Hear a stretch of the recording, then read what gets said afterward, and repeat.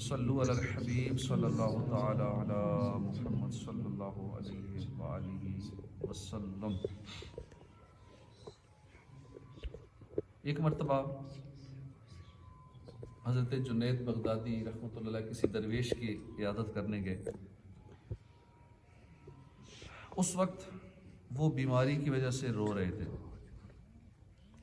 جنید بغدادی رحمۃ اللہ علیہ نے اسے نصیحت کرتے ہوئے فرمایا، کس کی عطا کردہ اذیت پر رو رہے ہو اور کس سے اس کی شکایت کرنا چاہتے ہو؟ آپ کی یہ درد بھری بات سن کر وہ درویش چپ ہو گیا۔ سبحان اللہ، کیسی پیاری نصیحت ہے۔ ہمیں بھی اس نصیحت پر عمل کرنا چاہیے۔ اللہ نہ کرے کبھی پریشانی آ جائے، زندگی میں مشکلات آتی رہتی ہیں، تنگ دستی آ جائے، کوئی مشکل آ جائے، بیماری آ جائے، تو رونا دھونا مچانے کی بجائے ذرا یہ غور فرمائیے کہ یہ مشکل، یہ پریشانی، یہ بیماری کس کے حکم سے آئی۔ یقیناً ہمارا ایمان ہے والقدر خیرہ و شرہ من اللہ تعالی، ہر اچھی بری تقدیر اللہ ہی کی طرف سے ہے۔ یعنی وہی رب کریم، رب رحمان الرحیم، جس نے ہمیں پانی کے قطرے سے بنایا، ماں کے پیٹ میں بغیر مانگے رزق عطا فرمایا، ہاتھ پیر کان ناک سب اعضاء عطا فرمائے، ہزارہا نعمتیں عطا فرمائی، بچپن سے لے کر اب تک مسلسل اللہ پاک ہمیں رزق دے رہا ہے۔ یہ مشکل، یہ پریشانی اسی رب کے حکم سے آئی ہے جس نے اب تک اتنی کرم نوازیاں فرمائی ہیں۔ جب اس کی عطا ہے تو پھر رونا دھونا کس بات کا؟ جب اتنی نعمتیں بھی عطا فرمائی ہیں، کریم رب ہے، اس کی اتنی عطائیں ہیں، تو ٹھیک ہے، مشکل آ گئی تو زیادہ اس پہ پریشان نہیں ہونا چاہیے۔ جے سونا میرے دکھ وچ راضی، میں سکھ نو چلے پاؤں۔ بلکہ حق تو یہ ہے کہ جو اللہ کی طرف سے ہے وہ سکھ ہی سکھ ہے، وہ دکھ ہے ہی نہیں، کیونکہ اللہ کی طرف سے۔ ایک مرتبہ حضرت رابعہ بصریہ رحمۃ اللہ علیہ کے سر پر اینٹ گری اور خون بہنا شروع ہو گیا، مگر آپ نے اس جانب بالکل توجہ نہ کی۔ لوگوں نے پوچھا، تکلیف نہیں ہوئی؟ آپ کو تکلیف کا احساس نہیں ہوا؟ فرمایا، اینٹ کا گرنا اللہ کے ارادے سے ہوا، اس کا ارادہ میری جانب ہوا، اس بات کے تصور نے مجھے درد کا احساس ہی نہیں ہونے دیا کہ اللہ نے میرے بارے میں سوچا اور مجھے یہ تکلیف عطا فرمائی۔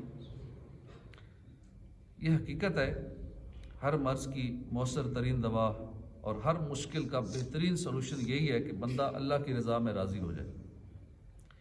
جب بندہ اللہ کی رضا میں راضی ہو جاتا ہے تو پھر اللہ پاک بھی اسے راضی ہو جاتا ہے، اور جس سے اللہ راضی ہو جاتا ہے پھر اس کے دنیا اور آخرت میں وارے نیارے ہو جاتے ہیں۔ ایک مرتبہ جنید بغدادی رحمۃ اللہ کی آنکھوں میں تکلیف ہو گئی۔ ایک کافر نے آپ کی آنکھ کا معائنہ کیا اور ہدایت کی کہ آنکھوں کو پانی نہ لگنے دیا جائے۔ آنکھوں کو پانی نہ لگے یہ کیسے ہو سکتا ہے؟ وضو تو کرنا ہی ہوتا ہے، وضو کریں گے تو پانی لگے گا، اور ایک کافر کے کہنے پہ وضو چھوڑ دیں، یہ کیسے ہو سکتا ہے؟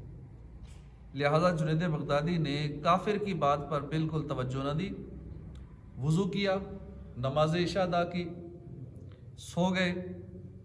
صبح جب بیدار ہوئے تو آنکھ بالکل ٹھیک ہو چکی تھی۔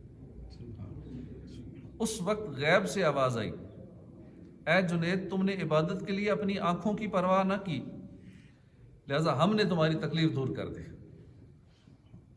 جب اس کافر طبیب کو خبر ملی کہ آپ کی آنکھیں بالکل ٹھیک ہو گئی ہیں تو اس نے حیرانی سے پوچھا کہ آنکھیں ٹھیک کیسے ہوئی ہیں؟ پر میں وضو کرنے سے۔ اس پر کافر طبیب بولا، اصل میں ڈاکٹر آپ ہیں، میں مریض ہوں، طبیب آپ ہیں، میں مریض ہوں، اب میرا علاج کیجئے، مجھے کلمہ پڑھا کر مسلمان کیجئے۔ جنید بغدادی رحمۃ اللہ کو بعد وصال کسی نے خواب میں دیکھا، پوچھا کہ اے ابو القاسم، وفات کے بعد آپ کے ساتھ کیا ہوا؟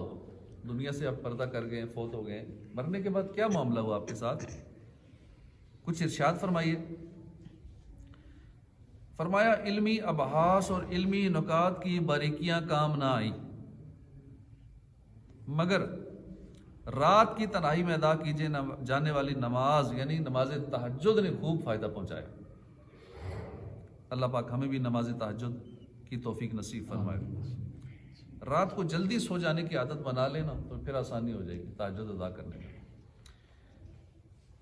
اللہ پاک کے پیارے نبی صلی اللہ علیہ وسلم نے فرمایا، رات میں قیام کو اپنے اوپر لازم کر لو کہ یہ اگلے نیک لوگوں کا طریقہ ہے اور تمہارے رب کی طرف قربت کا ذریعہ ہے، گناہوں کو مٹانے والا ہے، گناہ سے روکنے والا ہے اور جسم سے بیماریوں کو دور کرنے والا ہے۔ اٹھ کے سحری کے وقت یعنی تہجد کے لیے اٹھنا بہت فائدے ہیں، دنیاوی فائدے بھی ہیں، آخرت کے فائدے بھی ہیں، صحت بھی بڑی اچھی ہو جاتی ہے۔ تھوڑی سی کوشش اور توجہ کی بات ہے۔ حضور اکرم نور مجسم صلی اللہ علیہ وسلم نے فرمایا، قیامت کے دن لوگ ایک میدان میں جمع کیے جائیں گے، اس وقت ایک منادی ندا کرے گا، کہاں ہیں وہ لوگ جن کی کروٹیں خوابگاہوں سے جدا رہتی تھی؟ وہ لوگ کھڑے ہوں گے اور تھوڑے ہوں گے، ایسے لوگ تھوڑے ہوں گے، اور یہ لوگ بغیر حساب کے جنت میں داخل ہو جائیں گے، باقی لوگوں کا حساب کتاب ہو رہا ہوگا۔ تو کتنی خوش نصیبی ہے تہجد ادا کرنا کہ بغیر حساب کتاب کے جنت میں داخل ہو جائیں گے۔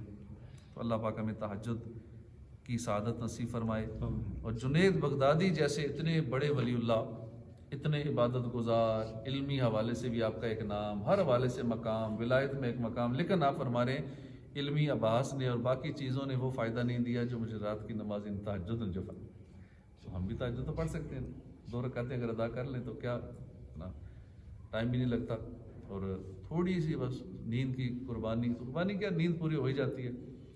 رات کو جلدی سو جائیں، 7 گھنٹے 8 گھنٹے نیند کافی ہوتی ہے انسان کے لیے، وہ نیند باقی اگر کوئی 1-2 گھنٹے رہ بھی گئی ہے رات کی تو پھر کسی اور ٹائم پوری کی جا سکتی ہے۔ تو کوشش کر کے بہرحال دنیا میں تھوڑی سی نیند کی قربانی بھی اگر دے دیں گے تو فرق نہیں پڑتا، پھر حشر تک سونا ہی ہے۔ کہتے ہیں نا، جاگ لے جاگنا ہے جاگ لے افلاک کے سائے تلے، حشر تک سوتا رہے گا پھر خاک کے سائے تلے۔